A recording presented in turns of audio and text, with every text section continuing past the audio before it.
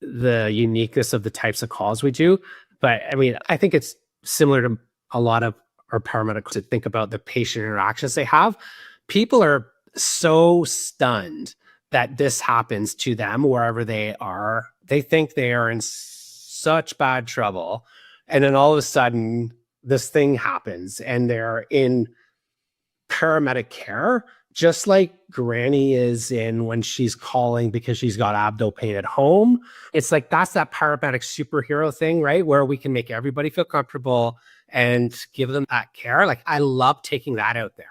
Like it's super cool when you're like, yeah, like, hey, we got you.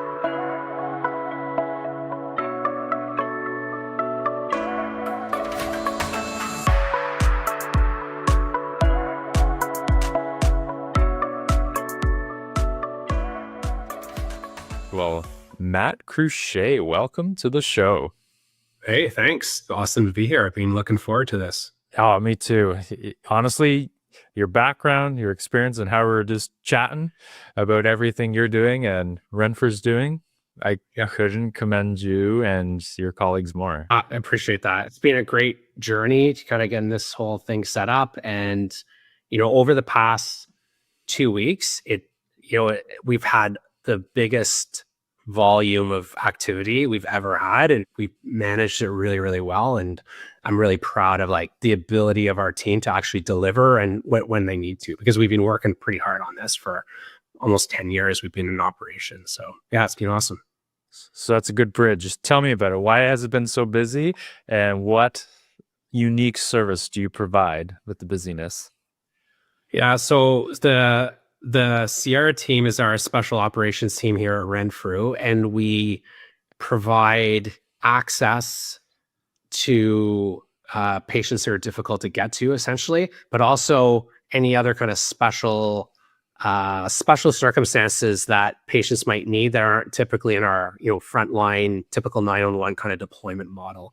So our Sierra team also does our CBRN and hazmat element in our service, which we have modeled very specifically around the EMAT program, where we support our small rural hospitals, with that. And it's probably, I should probably preface this with just a little explanation of Renfrew County, because, it's like all our different services in the whole province, like everybody's a bit unique and different. So, Renfrew's just west of Ottawa and is made up of, really like small communities. Like our largest communities are in the 15,000 people range. And then it's spread out through, farmland and forest. And it ranges really pretty far.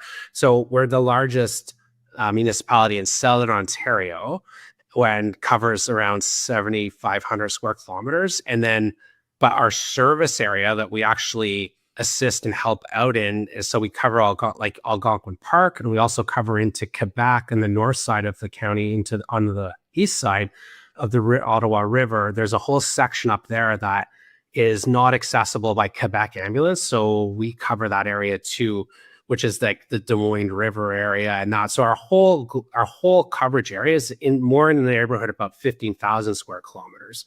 And that's what our Sierra team, responds into.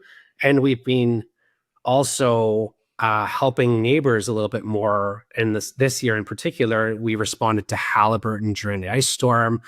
We went up to Champlain, to Samuel Park, up just outside of Mattawa, to help with the tornado touchdown there just last week. So worked well.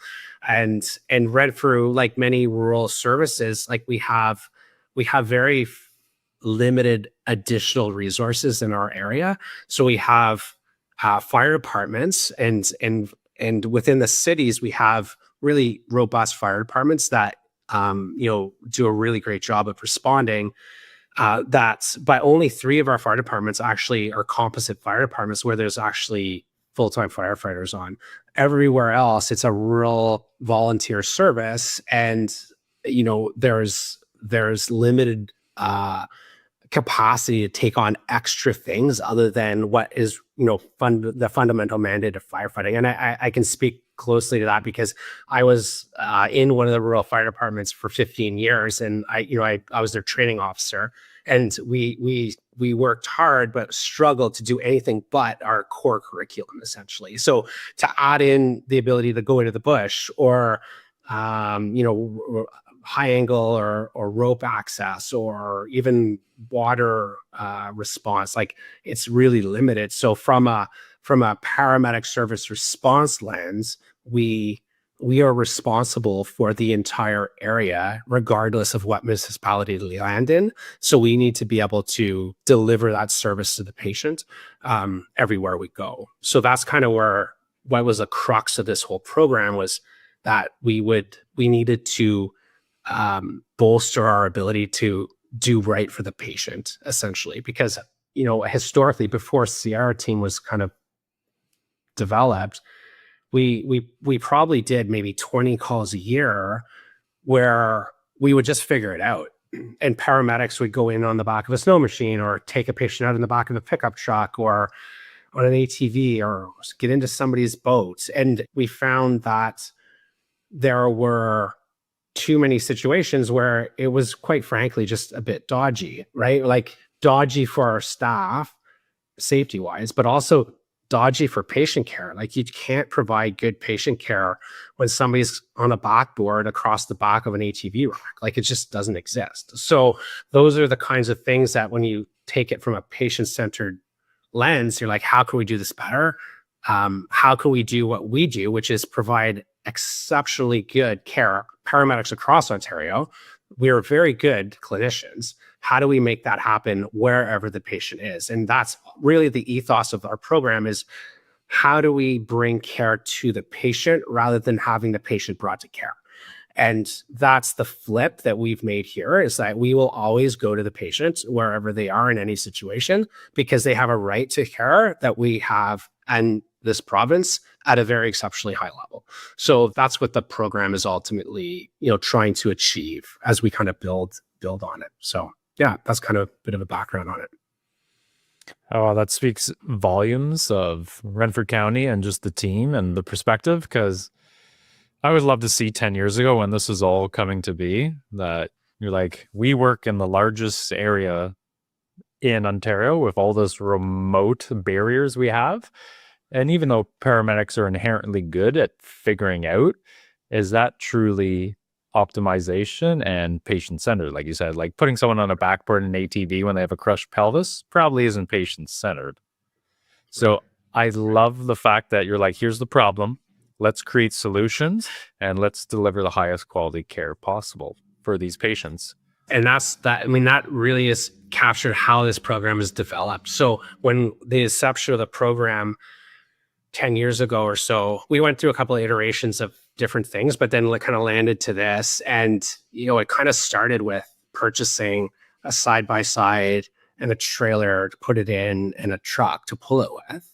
And from there, figuring out, okay, like, how do we do this and what's the best? So then we start doing things and doing calls, and we really take the debrief and the lessons learned seriously, and try to always improve and always build. So how do we do this better? So I think we're on side-by-side patient carrying system version 7 now, right? Where it's like, what's the best way to do this? How do we manage? How do we ventilate a patient? How do we tube a patient?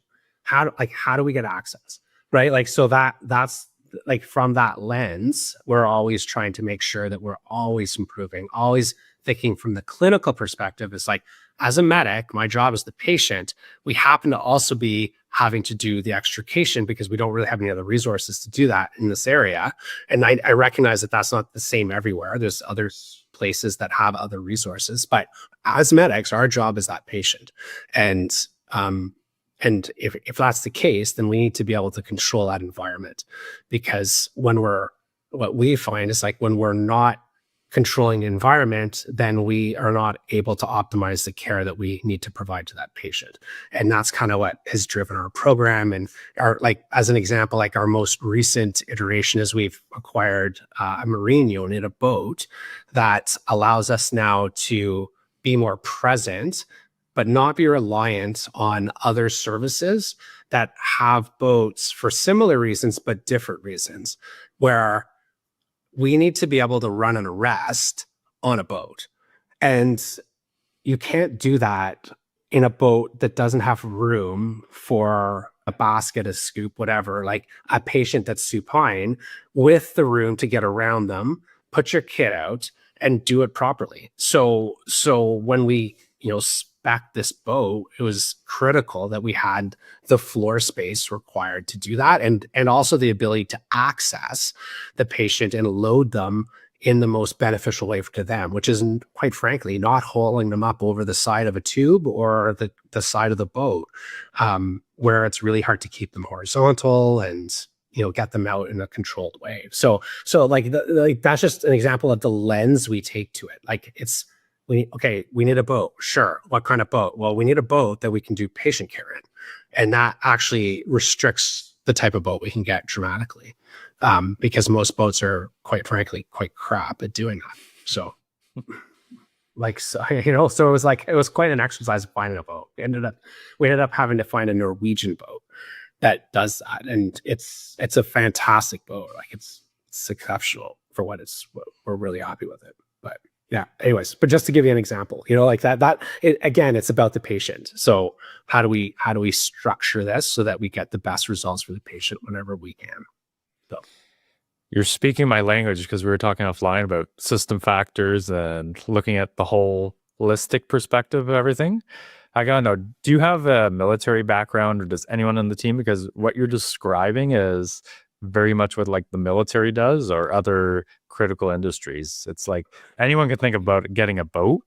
Is it conducive for what we do in the pre-hospital setting that leads to good patient care, and that helps facilitate us doing that?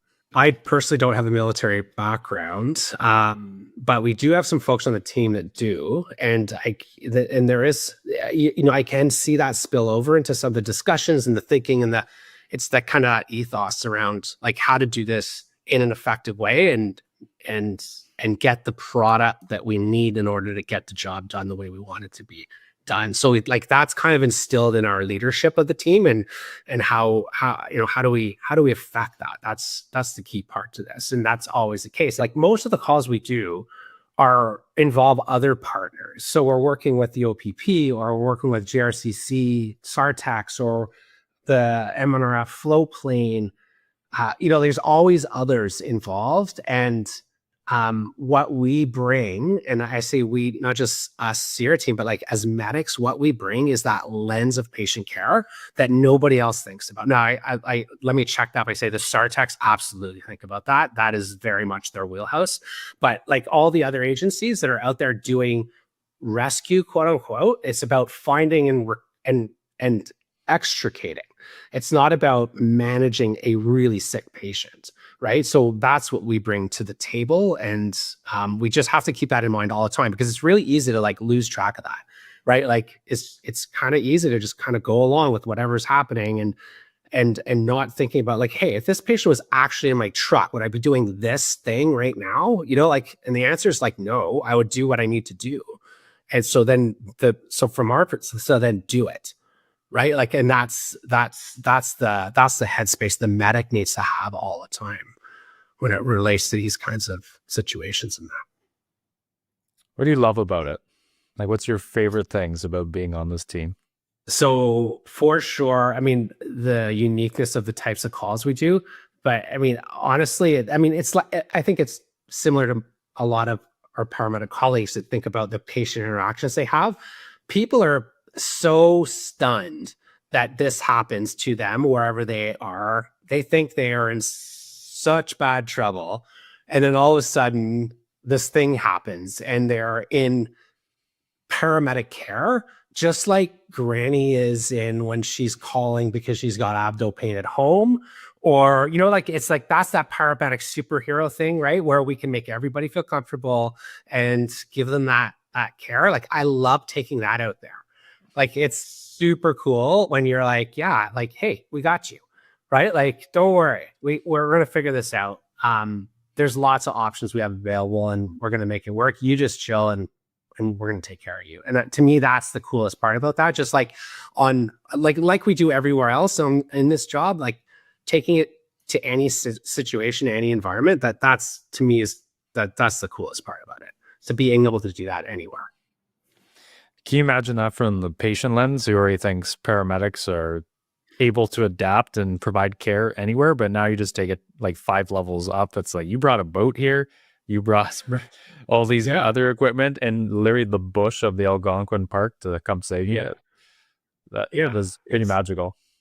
It is. It's and you know, and like it can be. It's really challenging to get there. Like it's always challenging to get there. But then, as the medic going in, and once you get there, and once you're in front of the patient, you're just a paramedic, right? Doing your thing, which is the cool part, right? And I think people don't recognize paramedics for that. Like, we're so good at just being in front of the patient and like managing that situation and giving that patient the care they need. And we're just an extension of that. We're bringing that care to them, the care they ultimately deserve, right? Like that's what we should be doing, is bringing that into wherever they are in a controlled environment, in a way that is managed. But ultimately, like, we shouldn't be saying no. We should be trying to figure out how to do it, essentially. So that's kind of, it's neat. It's a neat program. So let's talk about the training then. Do you have extra training to be able to do this unique capabilities for each and every patient? That could be in the water, in the bush, wherever. Yeah, so we train pretty heavily. We train on a regular training cycle through the year. We do a pretty extensive onboarding training as well, and we use a competency framework that we've developed essentially ourselves. And I mean, I was just looking over it the other day, and like there's just over 150 competencies on it, right? That these are all different skills that don't exist on the other part of the house, right? Like, these are all unique things that revolve, all related to the equipment or the environment or this and that. So to maintain that competency, like, we have to train regularly. We have to do calls regularly, right? It's extensive how much we train on this, and we need to. Now, with that said, which is when I chat with other special operation groups, not just paramedics, but like in other services, like the balance is often, like 80% training, 20%, call kind of thing. But, like, for us, it's way more balanced. Like, we actually do a lot of calls, and that gets people in front of patients and doing this stuff. So that's where they get their experience. And that's ultimately also where competency comes from, actually doing this stuff, right? So, it's one thing to say, yeah, you can do that thing, and we've watched you, and you're right. But it's then go and do it in the complex environment. That's where competence is developed. So, so that's part of, like, we track that, and that's how we maintain it as we kind of move forward. So, like, we just brought on a new group of medics into the team. We brought 10 new folks in, and we went through our initial onboarding, and as they now experience calls, they're a third to the crew, so to speak, to get their feet under them in that.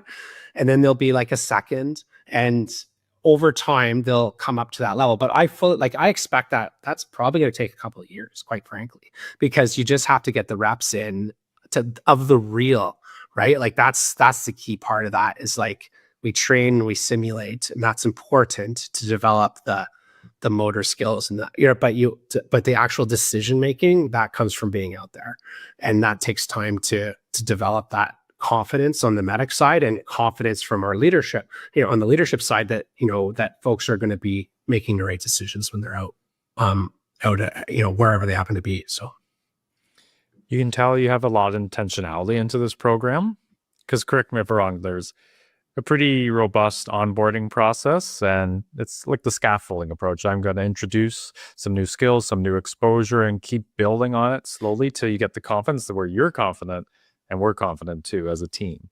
Absolutely. And really, I mean, and I say this to the folks all the time. It's like, it really comes down to trust, right? Like, we need to trust each other. We as leadership have to have trust in you that you're going to make the right decisions, and we're going to back you up on that. right? But it takes time to build that, right? Like you need to like experience the nuance of that in order to kind of feel confident that, yeah, okay, like I can make the decision and I'm going to get backed up by that decision that I make, and that we can turn you loose into the bush, literally, and you're going to figure it out and do it in a way that's going to, you know, keep the patient's safety in mind, keep your safety in mind, and everybody else is involved. So yeah, it's not a one and done, right? And I think a lot of the stuff that we do in paramedic education. So we were chatting earlier. So I just finished my master's in medical education and have been thinking a lot about this and how we do training and education in our system. And a lot of this stuff is like tick boxy stuff, right? Where it's like, you know, we've signed you off or you're good to go. And we don't really know that, right? Like in that moment, in that controlled classroom, sure, whatever, but it's that layering or scaffolding that matters. And that's the method that the research says works, right? Like you can't say you're good to go because I saw you do it once. Like you have to like develop in that. And really it's an entrusted model. And that's kind of what we're really trying to fold that into everything we're doing here in Renfrew, is to develop this entrusted model of from like preceptorship to new team members to that is like, you need to build that competence and everybody that's involved with that. So yeah, it is done with intention for sure. As a leader and commander, how do you demonstrate that trust from new employees coming on, or just people that have been on the team for a long time? It's because obviously as a leader, you have more of a responsibility to show like, I trust you and you need to trust me. So how do you instill that? Yeah, it's by being present and by running a program that is organized and intentional and responding to the concerns or suggestions that folks have, because like they are the ones that are ultimately out there doing it. They know best. And when they come to you with a thing that is about making it better, then that needs to be taken seriously, because ultimately, you know, they're the ones that are on, you know, like living it out there. So that, like, I think that listening, that's that responding to suggestions, checking in to make sure, you know, like, how can we do this differently? Those are the things that kind of build that up from that. So I think that's really important. And also just like being out there and doing it and living it, like knowing what they're experiencing is really important as well. So kind of jumping in here and there where you can is kind of key. So doing what everyone else is doing and trying to be the example that you want everyone else to be is key for these situations, especially. Yeah, absolutely. Absolutely. Are there any commonalities of the type of people that try out for the team or make the team or want to be part of it? So I think that everybody is highly motivated. They're self-directed. They are comfortable with making autonomous decisions.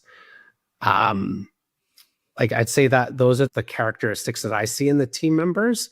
And then there's an element of comfort in the environment as well. So folks that, you know, are interested in being outside and doing stuff, like most of the folks like recreate in adventure sports and, you know, like that kind of stuff, because they that's what they like. And so they're comfortable being out in the bush, and that's, you know, that attracts that type of folks to the team as well. So, you know, like, I think that's probably the easiest description.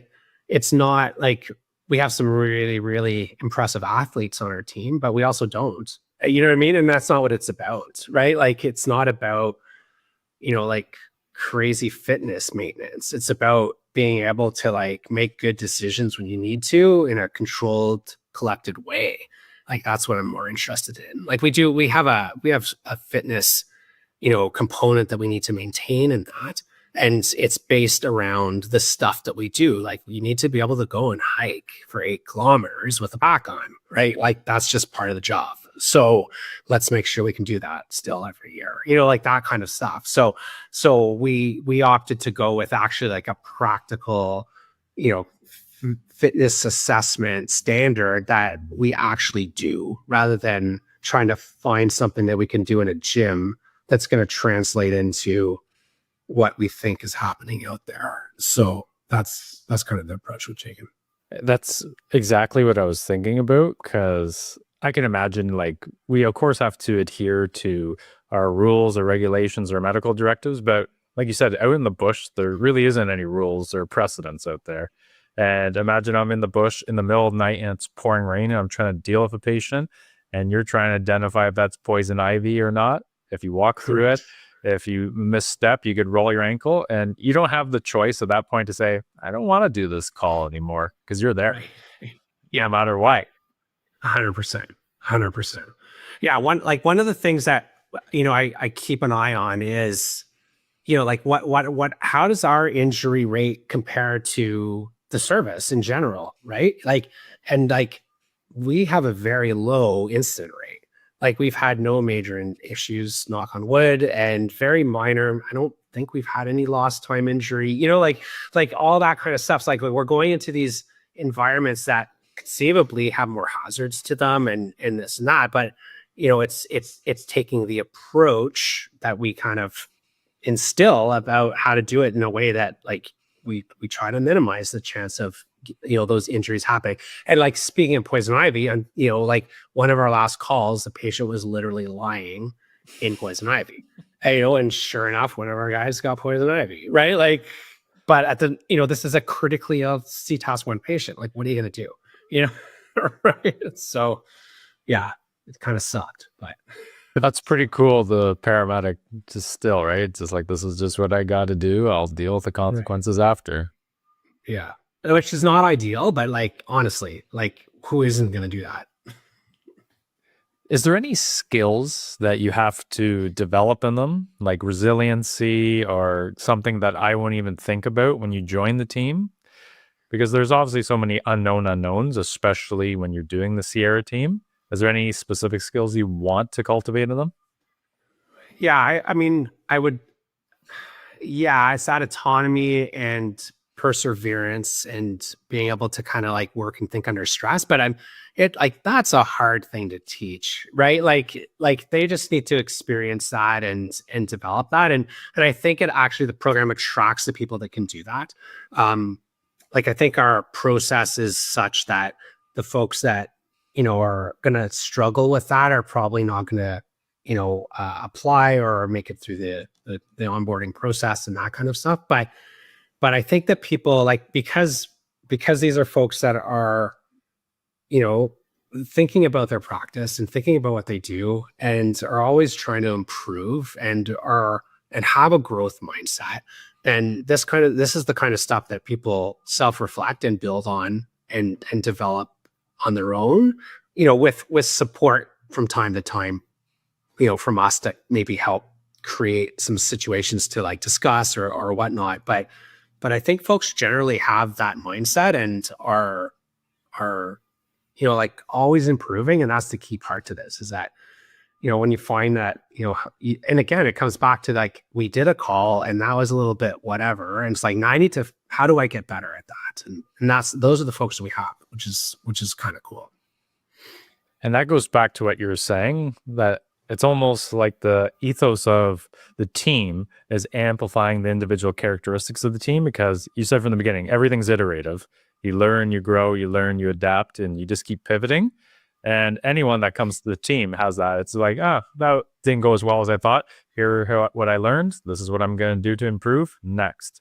Instead of people just shutting down, which is why this team is so successful and leads to somewhere. For sure. Yeah. And it's not much different than, like, your new medic coming on board, starting a career. Like, you kind of in that phase of, like, oh my goodness, what the heck is going on here? And that takes time and reps, and eventually it's not terrifying anymore. And it's because you're self-reflecting and you're thinking and you're building confidence. Like, it's not much different than that. It's just a different environment. It's just like the patient part of it is, like, again, once you get to the patient, everybody's good. because they're all experienced medics, right? Like it's all the rest of it that is where you need to build a confidence and your skill sets around, which is kind of cool.